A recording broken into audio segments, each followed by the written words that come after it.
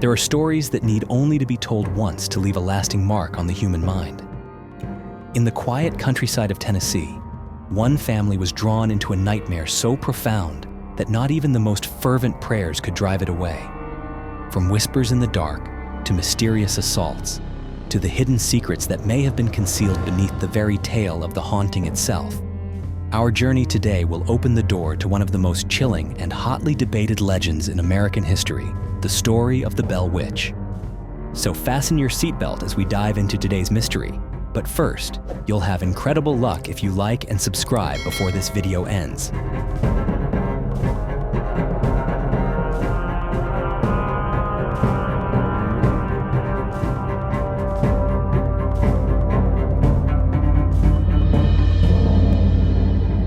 In 1804, when the shifting seasonal winds still carried the hopes of pioneers, John Bell and his wife, Lucy Williams Bell, left their home in North Carolina to embark on a grueling journey toward a promised land, the Red River area of Tennessee.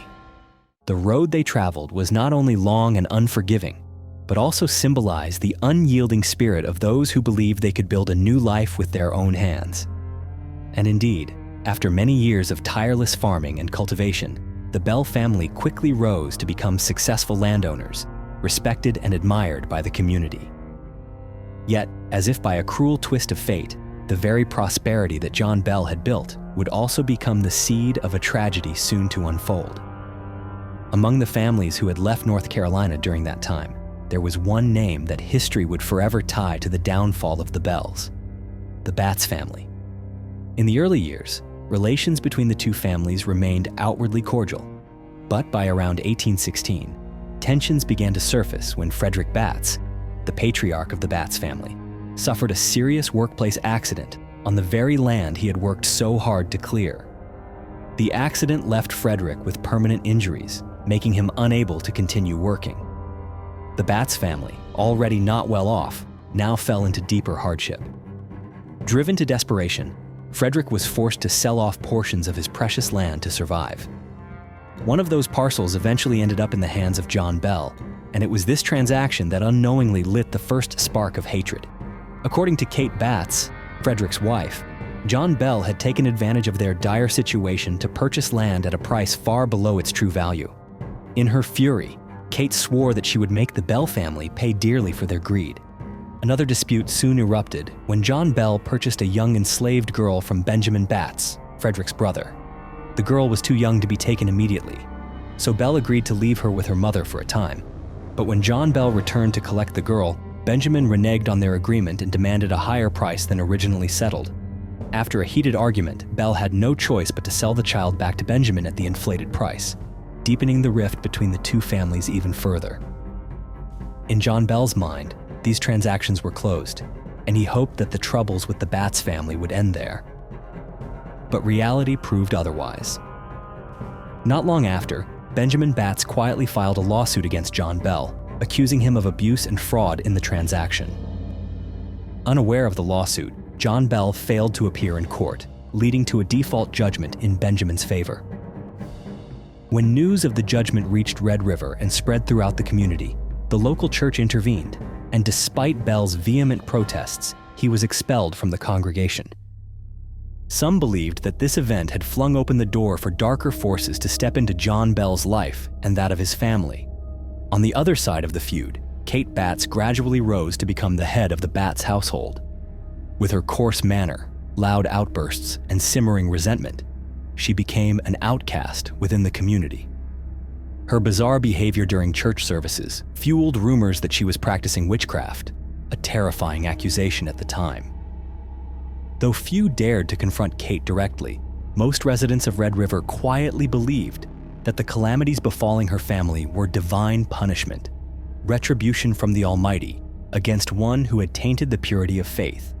Yet, whether born from whispers or rooted in truth, no one could have foreseen that the feud of those early years would soon evolve into one of the most haunting stories in American history. In 1817, not long after being expelled from the church, John Bell once again faced something he could never have anticipated. While hunting on his own land late one afternoon, Bell happened upon a strange creature. something unlike anything he had ever seen in his lifetime. The creature had the body of a large dog, but its head resembled that of a rabbit, and its entire form was covered in jet black fur. Shocked by the bizarre sight, Bell immediately raised his rifle and fired. But when the smoke cleared, the creature had vanished completely, leaving no trace on the ground. Being a practical and resilient man, John Bell chose to remain silent, unwilling to burden his family with the story. Yet, no matter how hard he tried to dismiss it, strange occurrences continued to plague his household. Not long after the encounter with the mysterious creature, the Bell family began to hear odd sounds during the night. At first, it was only light tapping, as if small stones were being thrown against the outer walls of the house. John and his sons would often grab lanterns and search around the farmstead, but they never found any sign of an intruder. As the October nights wore on, the sounds not only persisted, but grew bolder.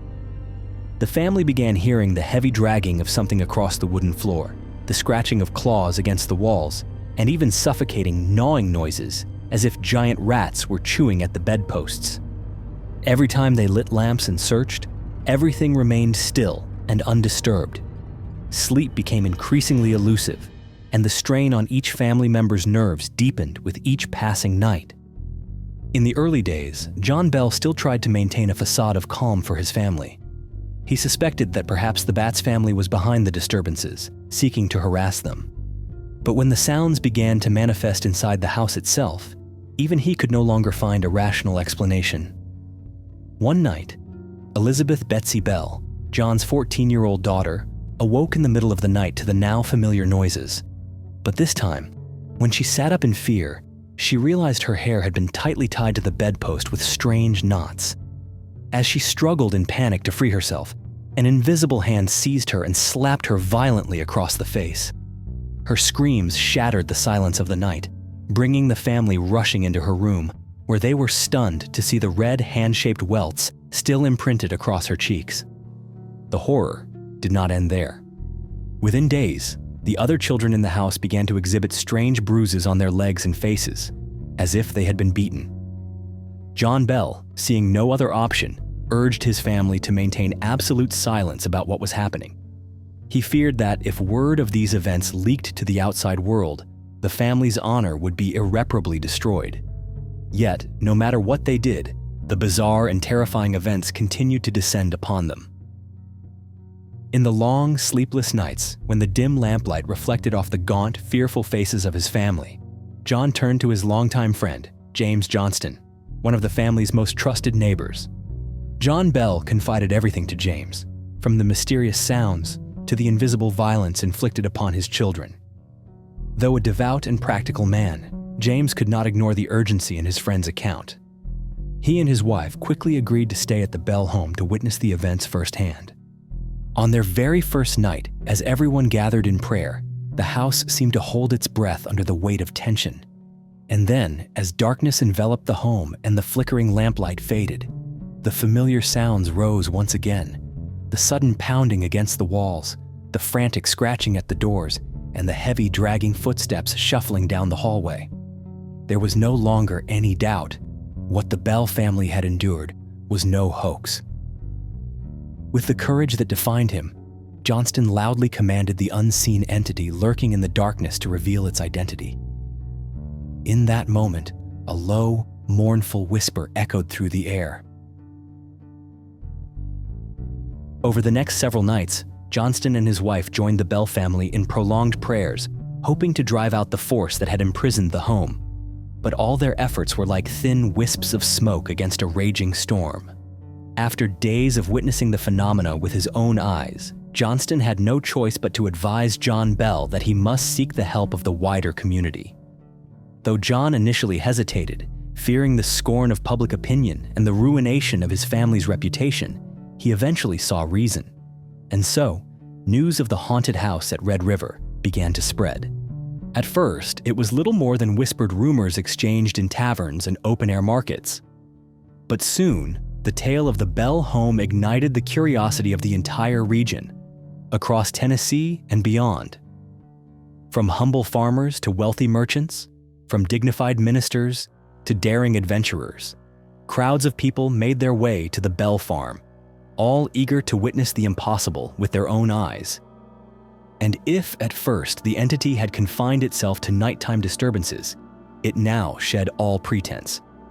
It began to speak aloud, answering questions, telling stories, and even mocking without mercy those who dared to express skepticism. Yet strangely, despite standing before hundreds of mortal witnesses, this malevolent force seemed to reserve its true hatred for only one man, John Bell.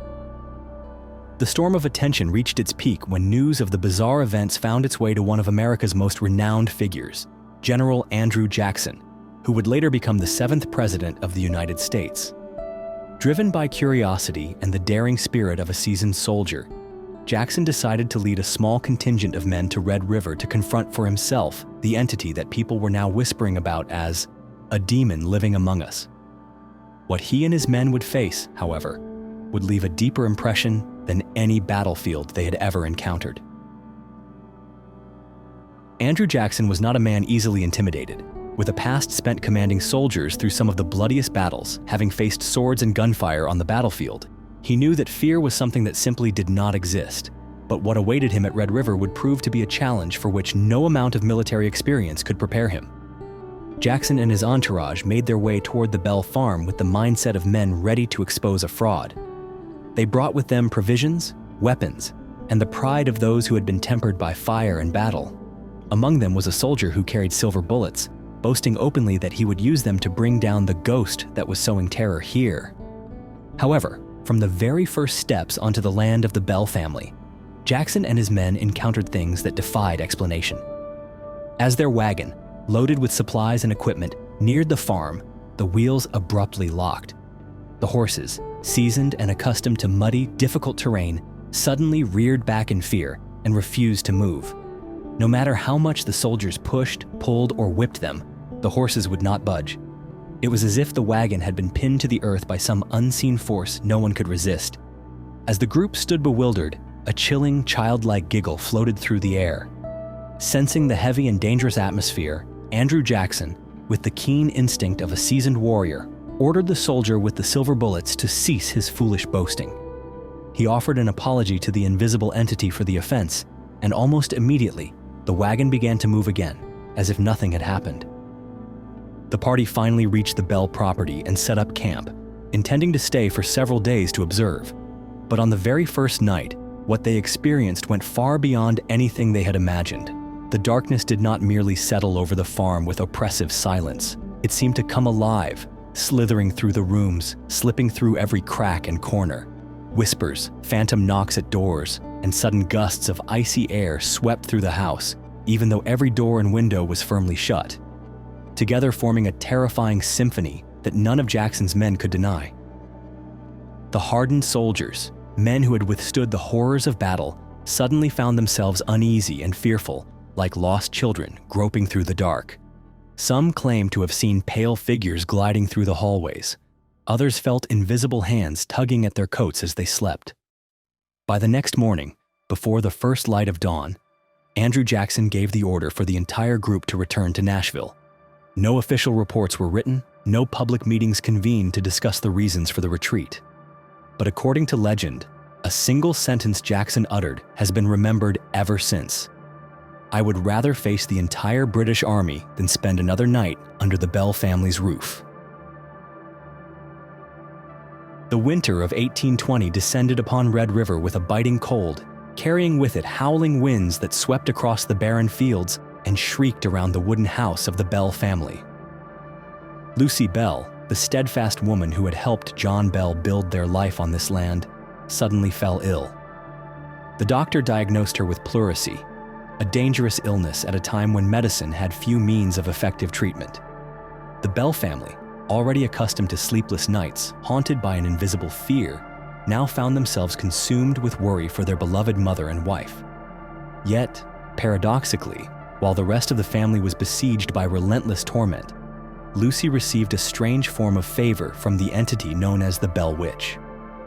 During the long nights when fever ravaged her frail body, a soft voice would fill the room, singing hymns with a gentle, soothing tone. And it did not stop there. Lucy was also gifted with curious offerings, clusters of ripe grapes and hazelnuts. Fruits that should have been impossible to find amid the brutal winter appeared mysteriously beside her sickbed, and somehow, against all medical reasoning of the time, Lucy's health began to recover. While a faint glimmer of hope flickered by Lucy's bedside, on the other side of the house, John Bell was quietly descending into a journey from which there would be no return. The man who had once been a symbol of resilience now grew sluggish and weary. His mind often clouded over, his hands trembled uncontrollably, and seizures of unknown origin began to rack his body whenever night fell. By the morning of December 20th, 1820, John Bell was found motionless in his bed. The family quickly discovered a small glass vial filled with a cloudy, foul-smelling liquid beside John's bed, a sharp, pungent odor rising from it, matching the strange smell that had emanated from John's mouth when he was found. As confusion and panic erupted among his loved ones, a familiar voice echoed through the room. "I fixed his medicine last night. I gave him a big dose. He'll never get out of that bed again." It was the unmistakable declaration of the entity that everyone had come to know as the Bell Witch. And thus, for the first time in American history, a supernatural force was recorded as the cause of a human death, a death that not only shocked the Red River community, but also shook an entire generation's faith in the boundary between the real and the unreal. After John Bell's death, the atmosphere at the Red River farm seemed to lighten somewhat. The strange sounds, the nightly invisible assaults, and the mocking laughter all ceased, leaving behind a heavy silence within the wooden house. The Bell family began to hope that they had finally been freed, that the spirit which had sown fear and loss had at last been satisfied in its quest for revenge. But they were wrong. In the spring of 1821, the Bell Witch returned. Elizabeth Betsy Bell, the beautiful and vibrant young daughter who had so often been the target of past torments, now faced a new trial. A local young man, Joshua Gardner, respectful, kind, and well-regarded, had proposed marriage to Betsy. It should have been a joyous occasion, a fresh beginning for a girl who had endured so much sorrow. But only days after the proposal, Betsy encountered a haunting sight. While walking through a barren field, she saw the figure of a small girl dressed in a green frock, hovering eerily among the bare branches. The child did not cry or laugh. It merely gazed at Betsy with empty, hollow eyes before vanishing like smoke. Soon after, Betsy began to hear whispers carried on the wind. Vague, chilling threats warning her that she must not marry Joshua Gardner. At last, unable to withstand the mounting, unseen pressure, the young woman was forced to announce the cancellation of her engagement, leaving a deep wound in the hearts of both herself and Gardner. Joshua Gardner, who had once dreamed of a warm home beside Betsy, left Red River behind. Many believed that the breaking of Betsy and Gardner's engagement marked the final act of direct interference by the Bell Witch in the lives of the Bell family. Yet, there were also whispers that the entity had never truly gone away. As the tales of the Bell Witch gradually faded in the decades that followed, the people of Red River, and later the town of Adams, continued to live under the shadow of the legend their ancestors had endured. Yet deep within each person lingered an unspoken question. Had those horrifying events truly happened? Or were they merely the products of imagination, of stories woven and reshaped through generations? One of the greatest challenges in attempting to uncover the truth about the Bell Witch lies in the context of the era itself. In the early 19th century, most residents of Tennessee were still illiterate, and stories were passed down orally, each shaped subtly by the teller. By the time these accounts were finally committed to writing, no one could say with certainty where fact ended and embellishment began. Some modern researchers argue that the entire series of events surrounding the Bell Witch may have been an elaborate facade meant to conceal more earthly schemes. They point to the fact that Lucy Bell, the devoted wife of John Bell, was the sister of John Williams Jr., who was the father of Kate Williams Batts. This blood relationship has fueled theories suggesting that Lucy and Kate might have forged a secret pact to eliminate John Bell. If so, could it truly be a coincidence that Lucy Bell was the only member of the family who was never targeted by the supernatural assaults that plagued the others? However, other questions arise from the relationships surrounding Betsy Bell.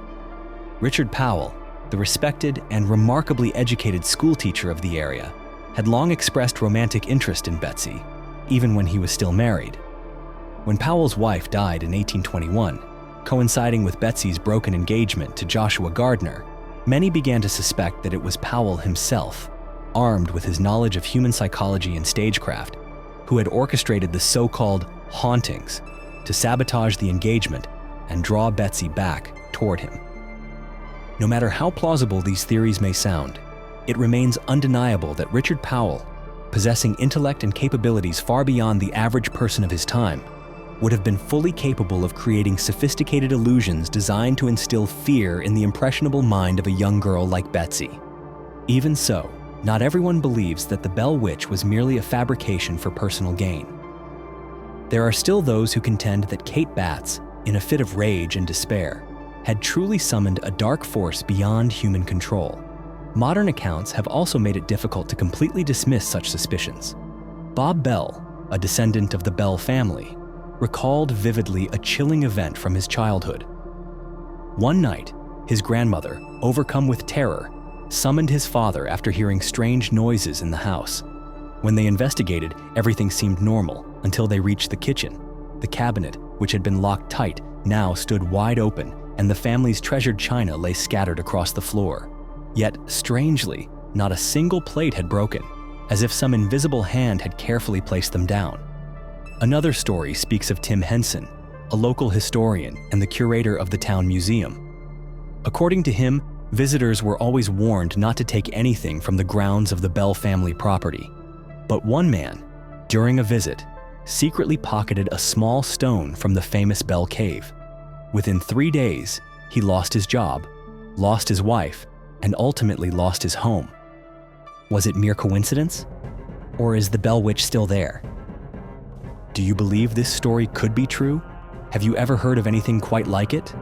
If so, feel free to share your thoughts in the comments below. And if you'd like to continue joining us on these journeys into the world's unsolved mysteries, don't forget to hit the subscribe button and turn on the notification bell. We'll see you in the next story.